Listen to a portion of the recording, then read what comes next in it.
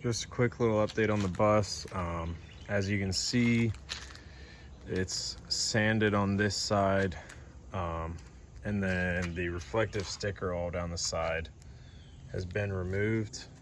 This week was pretty much all just removing stickers and removing the stickiness. And as you can see here, there's now a side exit exhaust. Oh, and I got the lower trim piece finished off on that. But the exhaust now comes through the side skirt of the bus. It, as you can see, it runs up and just comes across.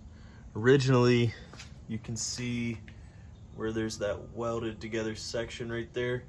That dump was just turned down to the ground, and the exhaust was building up under the bus, and with the windows up, I was smelling exhaust fumes. So I figured before it got cold and I would be driving with the windows up too much, I needed to do something about that. So we decided to go with a little side skirt exit exhaust right there.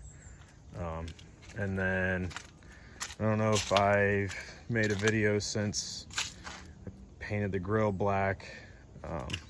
And then all of the lights, the turn signals, headlights, all the exterior lights are LED.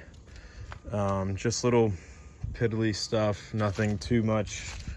Just really trying to get it ready for paint before it gets too cold to paint it. This color gray right here is the color that the whole bus will be.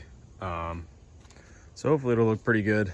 Well, the whole sides of the bus will be gray. The roof will be white to try and reflect some heat in summertime.